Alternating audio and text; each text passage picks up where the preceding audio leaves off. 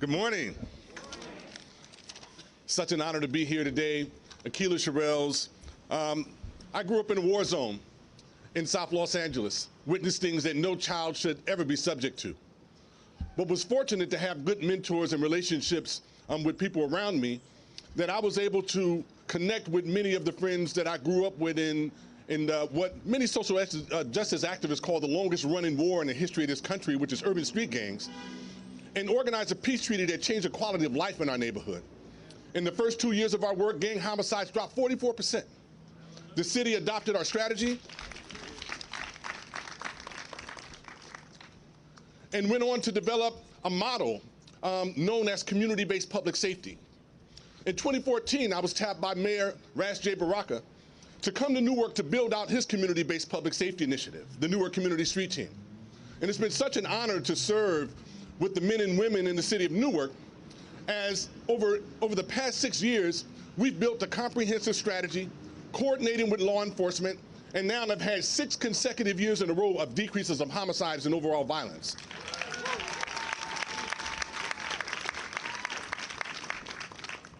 With the modest investment for Prudential Foundation and Victoria Foundation, NCST started out with 16 independent contractors. Our staff are primarily made up of, 100% of our staff are residents of the neighborhoods in which they serve, non-traditional leaders, ex-gang members, ex-convicts, folks who have transformed their lives and atoned for their wrongs to be able to service their community.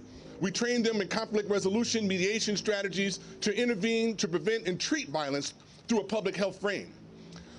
The work that we do, this work has now, from 16 independent contractors to now being the anchor nonprofit in the South Ward. 52 staff, a $6.5 million budget. And the work has been phenomenal and also very challenging.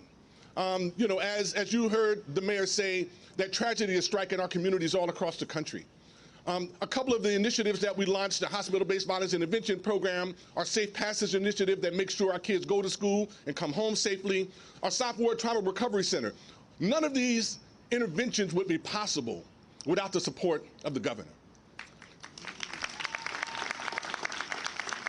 About 6 months ago, the governor convened community-based public safety activists from across the state and engaged us in a conversation about developing these complementary strategies or supporting these complementary strategies with law enforcement to reduce violence and crime in other cities.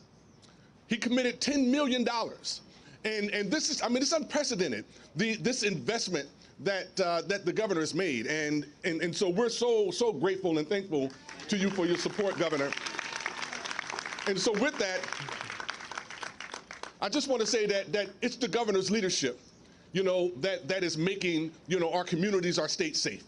I was fortunate earlier this year to be a part of President Biden's Community Violence Intervention Collaborative, a 16 jurisdiction initiative that focuses on building the capacity of community violence intervention organizations as a complementary strategy to policing in cities across the country.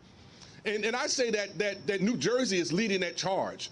With the type of investment that the governor has put forward, with his leadership, I think that we're going to make a huge impact in the state.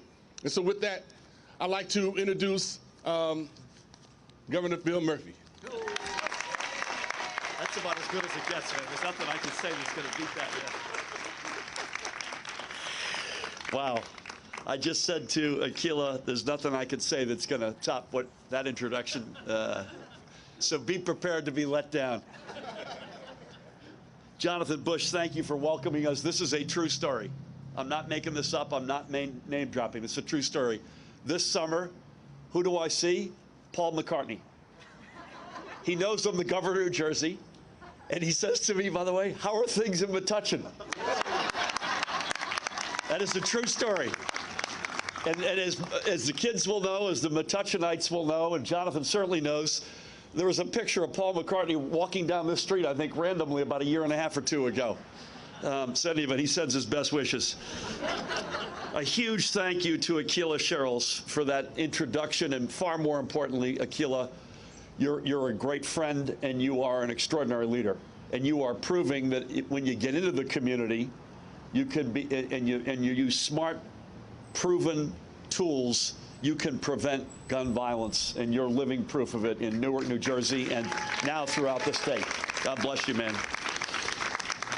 Los Angeles, it lost as New Jersey's gained. So I'm incredibly honored to stand with so many who share in our broad commitment to enacting the common sense gun safety policies we need to make our streets and communities safer and to save lives. And I know when I'm with a lot of red T-shirts and some purple T-shirts, I'm in good company, and I am today.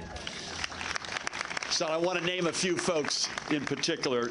In our administration, two important players, Acting Attorney General Andrew Bruck, and we'll hear from Andrew in a bit. Great to have you. The extraordinary Superintendent of the State Police, Colonel Pat Callahan. Partners in legislature, Middlesex County's own, and Akila, your words were incredibly deeply felt, but it does take a village, and that begins with the Speaker of the General Assembly, Craig Coughlin, my partner.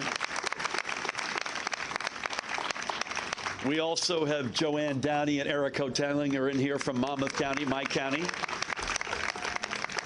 We have Senator Pat Dagnan and Assemblyman Rob Karabinchak are with us. As I've said many times, you don't get to get into Middlesex County unless you can pronounce Karabinchak. I'm a past master. And in absentia, other leaders who could not be here today. And I want to acknowledge folks like Senator Linda Greenstein, Majority Leader, certainly Senator Loretta Weinberg, Assembly Majority Leader, as Craig knows well, has been a champion on gun safety, Lou Greenwald. There are other sponsors of the collection of bills that we're going to talk about today who are not here in the Senate. It's Joe Cryan, Nia Gill, Vin Gopal, and another sponsor who's not with us today in the Assembly. I spoke to her actually a couple of days ago about this, Valerie Veneri Huddle. I also want to give Jennifer Berry Gonzalez a shout out. She's wearing a red T-shirt representing Moms Demand Action. We're going to hear from her in a bit. And the fight would not be what it is without moms and the tremendous gun safety allies from the likes of Brady, Giffords, Newark Street Team, everybody. Bill Castro, are you here? Bill, thank you for your leadership, man.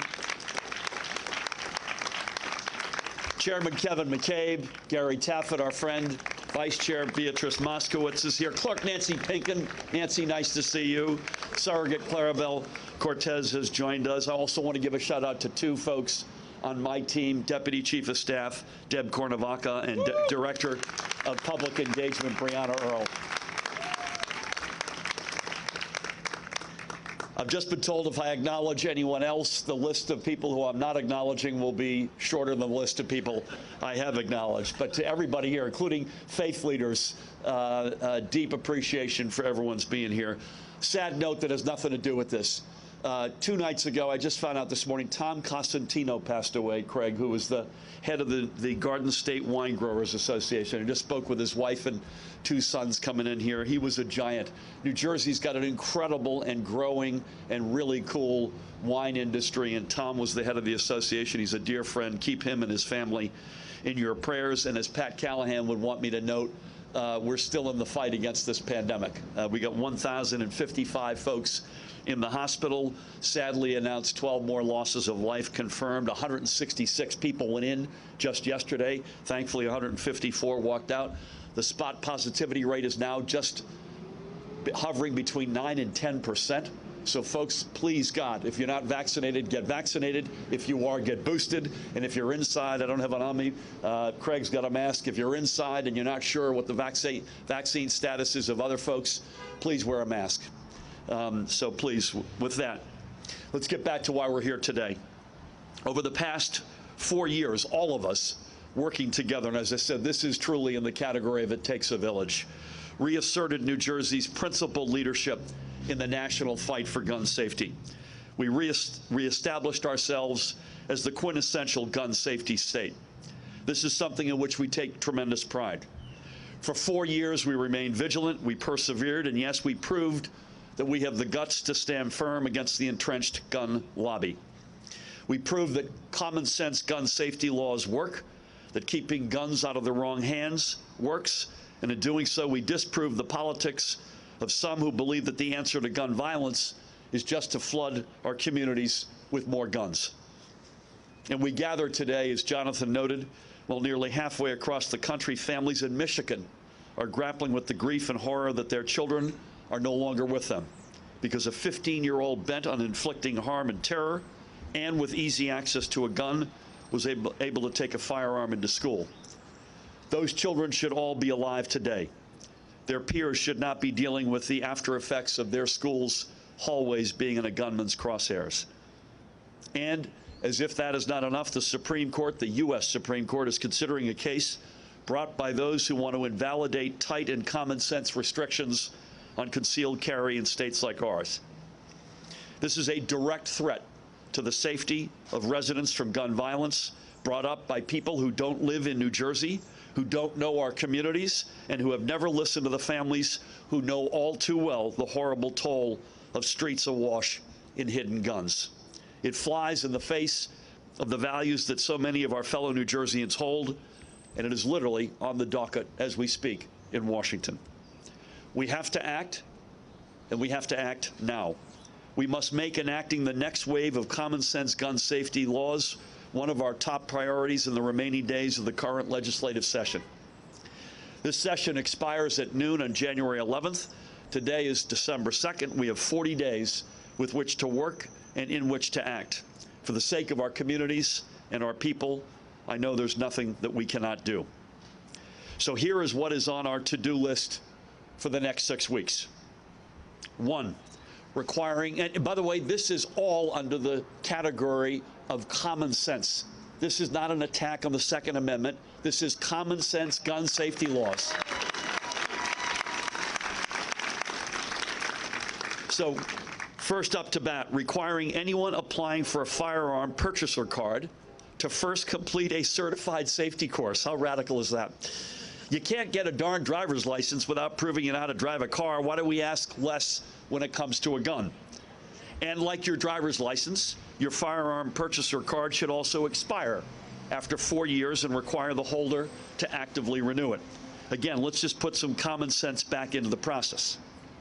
And while we're at it, we must close the loophole that allows those moving into New Jersey to skirt the procedures that established New Jersey residents must follow in order to qualify to purchase or obtain firearms. Again, for simple fairness, we must have one law for everybody, and that's Bill number 2. Third, simply making it common sense law that all guns not in use be stored securely in a lockbox or gun safe.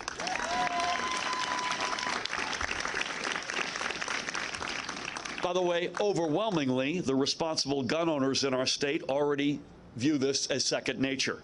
But second nature still leaves loopholes. And sadly, I must note that Michigan has no safe storage law on its books and is now facing the worst possible consequences. In this regard, we must lead.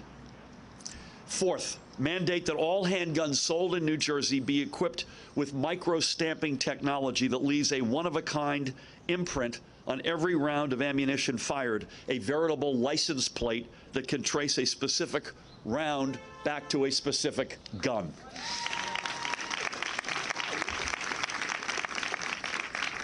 And while we're at it, let's require electronic record keeping of all ammunition sold in New Jersey. This is number 5, by the way. Law enforcement, as Pat will attest to, shouldn't have to cull through binders of handwritten pages when investigating a shooting or a report of an unusual amount of ammo being purchased by one person. This information should be immediately available through a simple point and click. Sixth, let's once and for all ban the sale of .50 caliber firearms. Let's stop the charade that these weapons have any place in our communities. For number 7, while we are doing everything we can to prevent our kids the trauma of a school shooting, we cannot unwittingly expose them to trauma through unregulated mock shooter exercises.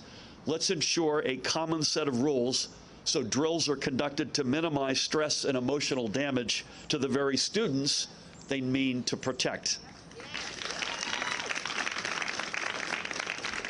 And finally, number 8, I ask my partners with great humility to send to my desk a bill creating a public nuisance cause of action law to hold gun manufacturers and distributors alike responsible for the damage caused by firearms. Here's our reality. That sounds really technical, but the likes of Bill Kastner and others will tell you this is a game changer if we get this on the books. Here's the reality that underpins this last one. Fully 80+%, Pat, I believe, of the guns used to commit crimes in New Jersey come from out of state, and overwhelmingly from states whose gun laws are weaker than the paper that they're printed on. The U.S. Constitution won't allow us to hold those states accountable for their lax laws, but it can allow us to hold manufacturers accountable for their actions that continue to allow guns to flow across our border and into our neighborhoods. And let me just put a number on what the magnitude of this. Since April 15th, there have been 782 shootings in New Jersey, covering 1,004 shooting victims, including, tragically, 180 of whom who lost their lives. You can take it to the bank that the majority of the guns used in these crimes came from out of state. Akil, you'll back me up on that, right? This is the absolute reality in our state. Now, let me step back and say some of these needed gun safety measures have already begun to move through the legislature, and that's great news. But this isn't one of those times where just getting a bill, and I know Craig believes this and his colleagues, getting a bill through committee or even one house of the legislature getting it done, that we can declare victory. We know the gun lobby won't stop until they have their victory, and that is to keep these bills from getting to my desk. Let's commit, all of us together, that's why we're here today, to getting these bills on my desk, so surrounded by many of the leaders here, I can sign them into law. In fact, you're all invited. How's that sound? Especially the students. I say especially the students in all seriousness. Yeah, this matters for our generation. This is really for your generation in the future. This is New Jersey, folks. We take pride. Amen. We take pride in being a national leader on gun safety, and we are not going to back down. We got 40 days to get it done. Let's come together in common purpose to get this done. Thank you all again so much, Jonathan, for hosting us so graciously, to all of the folks, leaders, advocates, faith leaders, students, and everybody here. With that, please help me welcome an extraordinary leader, my partner in governing, the Speaker of the General Assembly, Middlesex County's own, Craig Coughlin. Thank you, Governor. Let's hear it for Governor Phil Murphy. Thank you, Mayor Bush. Thank you all for coming out. It's a beautiful day. I guess we were all supposed to be here, right? And it's an incredible turnout. I want to especially thank all those young people who came out. I don't think, well, heck, you got out of class, so that's good. But the truth be told, you came because you cared. And as the governor points out, this is more for you, well, as much for you as anybody else, because it is you who are too often the victims of these things, as we just saw in Michigan. Too often. You know, this month is a tragic month as we celebrate Sandy, no, we don't celebrate, but we memorialize Sandy Hook, right? On December 14th. And 2 years ago, right here in New Jersey, the Kosher Deli in Jersey City, where 5 people lost their lives because of that. Tuesday, we saw it in Michigan. You know, we're proud in New Jersey, and we ought to be, of the fact that we have the most tough common sense gun safety laws, but still, and you know the numbers probably better than I do, 450 people, 445 people die each year in New Jersey on average, and 1,398 now get wounded. Now, by national standards, that's great. By ours, if you compare it against our standard against the nation's, that's good. By our standards, that means we failed 1,843 people. And we need to change that. We need to continue to keep the fight going. You know, the United States is the greatest nation in the world. But one of the things that we shouldn't be proud of is that people die at the hands of gun violence 25 times higher than any other high-income country in the world. And you know, we have done a good job, I think, here in New Jersey. We've continued to have common gun safety rules again and again. In 2018, we passed things to reduce magazine capacity, banned armored piercing bullets, raised the bar from handgun permits, expanded background checks, and in 2019 we continued on with leadership from people like Pat and Joanne and Eric and Rob and my colleagues in the Senate, and of course the Majority Leader, who's done just a terrific job. Lou Greenwell's been a real champion of this cause. But we've come to as we continue to fight, we understand that about 80% of the guns, as the governor points out, come from places outside of New Jersey. And the bills that we're talking about today, as you all heard, as the governor enumerated, are just common sense things, right? You have to have a gun safety thing. As the governor, as the governor pointed out, most people who are responsible do it already. Asking those who are not to focus on the fact that this is going to protect their children and their family and the people who go to school with them. Closing loopholes to ensure that legally guns outside the state get properly recorded when they come here. I don't think that's a lot to ask. We expect people to have their driver's license, as the governor pointed out, be renewed. Why not have your gun permit renewed as well? And then, of course, the things that will probably have the most meaningful thing. Now, there are always going to be people who work around the system, right? And so people will buy illegal ammunition.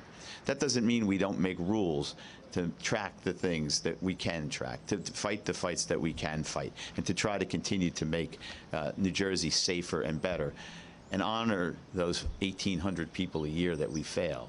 We need to change that, and we can do that. And the bills that that the governor was talking about, enumerated for all of us today, are a way to get started. I'm proud to be here today with the governor, with these other great leaders, and support this effort.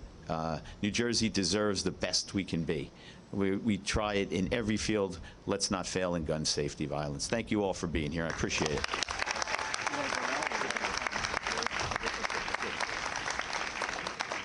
Craig, I know you got to go because you've got sessions in Trenton, and I want to thank, let's hear it again for the Speaker of the General Assembly, Craig Coughlin.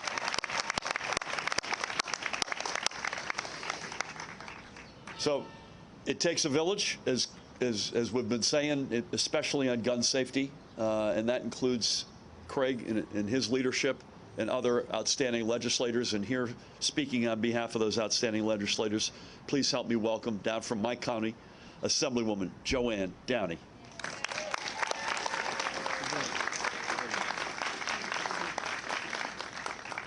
It's a little hard to see with the sun, but it's great to be out here with all of you.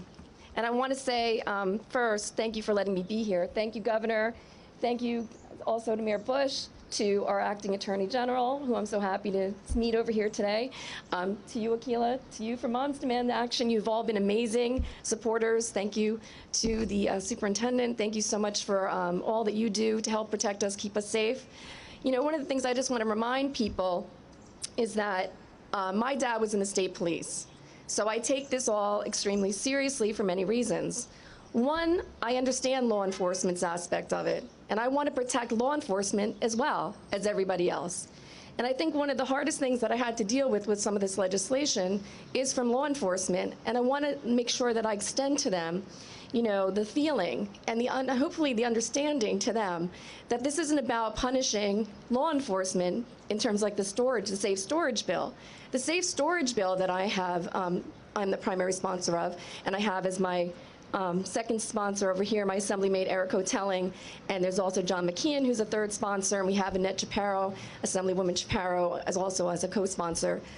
The reason why it's out there is to make sure we're keeping the guns out of the hands of the wrong people. The wrong people, right? What is terrible about that? My dad, when I was growing up with my dad in Freehold Township, a very conservative county, let me tell you, we made sure, and I know, and when I say we, I mean he made sure that his 4 kids never saw his guns.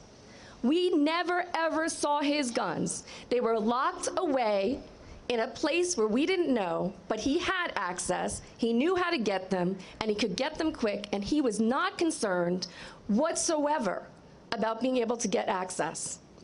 And more important, something that even made it very clear to him how important it was that every now and then, when he had to clean them at the house, he made sure all of us were out of the house. And it was a good thing one time, because when he was doing it, there was a bullet still in the gun, and it went, luckily he didn't get hurt, it went through the basement. So Again, just to remind people, even the best people who are well-versed in how to take care of their guns can also have things like accidents like that happen. And that's why it's so important to keep anyone who shouldn't have that, whether it be a child, someone who's considering suicide, and that could be, again, a child or an adult, people who are just not having the ability because of mental health issues or whatever else is going on in their lives. We don't want those people to gain quick access to a firearm. Look at Michigan, right? I mean, there's so many examples, but I think it's just so telling that we just had to face what happened in Michigan and know that it can happen anywhere. And so I pray for all of those people there. And my heart goes out to all of the parents, all of the people who work there, all the law enforcement there, because it hurts everyone in a community. And we don't want that heartbreak for any community. We don't want it here, right? So in my community, there was one, I mean, we didn't have the park, the Parkland, we didn't have something like Newtown, thank God. We don't want that. There was an incident close by in my district where a 16-year-old was trying to kill one of his peers, and instead, he wound up then, I believe, shooting a 10-year-old and killing a 10-year-old boy instead. That's horror. I mean, these are, again, things that should not have happened. He should not have had access to that gun. So, when I say these things, I really mean it from the bottom of my heart. And knowing from the law enforcement aspect, as well as being a mom of a 10-year-old and an 11-and-a-half-year-old to go to school, and I worry about them every single day.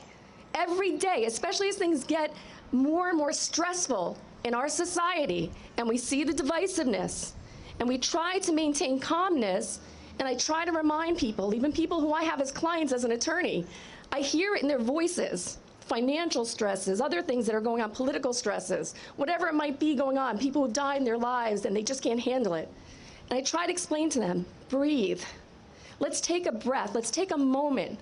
And again, these bills, that's what hopefully a lot of this does, is helps you take those moments to stop some really bad things that can happen and you can never turn the time back. So we have some of the toughest gun laws in our nation. I thank you, Governor Murphy, for all that you have done, and thank you to the Assembly Majority Leader Greenwald for all he has done, and for all the advocates here who have continued to push on with all of this. And I thank you for all your help in crafting the legislation, because we did work hard on it to make sure that it was better and less punitive. We wanted it to be more about lessons learned, right, and trying to help educate. So the gun safety package that we have with A 5787 will provide law enforcement with the proper tools also to become more efficient in identifying the specific firearm through which the actual bullet has come from. That technology is amazing, and that's going to help so much. So I really, truly appreciate the fact that we're going to move forward and better reduce gun violence that way. And the other part, we already talked about the other A 5647 with the safe storage, but that would just to remind everybody, you have to keep the gun separately stored from the ammunition. Again, trying to put some time in between, right? Give that time. Owning a firearm for protection in the home can present such a substantial obstacle to safe firearm storage. And with individuals often opting to keep weapons loaded and easily accessible, I'm just happy to stand with my colleagues and all of you to push for common sense gun legislation in the next coming weeks, because these grave mistakes that have happened and occurred, and in many homes and in many places throughout our country, as well as here, should never ever happen, should never ever have to happen again. It's clear we could be doing more for our citizens, and I really am so proud to stand with a legislature and a governor who really has the goals to make sure that this happens. So I thank you, all of you, and thank you to all of you, and let's move on, Governor.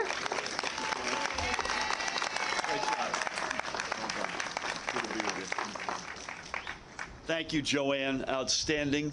Joanne mentioned the tragedy in Michigan. Several of us have, and the tension in schools. And I just want to remind everybody, educators are a big reason why we get the #1 public education system in America. And representing the American Federation of Teachers in New Jersey, Donna Chair is with us. Donna, great to have you. Please help me welcome another outstanding leader, the Chief Law Enforcement Officer in the state of New Jersey, the Acting Attorney General, Andrew Bruck. Good day, everybody. Thank you, Gov, for having me here and also for your leadership on this. And thank you to all of the legislators and advocates who have been such incredible partners on this. We're just so grateful for everything that you've done. Look, I started my career in government as a violent crime prosecutor in Newark. And so I have seen how gun violence devastates families and communities. I know the pain that they felt as a result of gun violence. And I feel so incredibly honored to now lead an office where I have the opportunity to help those victims, not just in individual cases, but on a statewide basis. And one of the commitments that I've made to this governor, and that I make to all of you here today, is that when you give the Attorney General's office the tools to combat gun violence, we use them.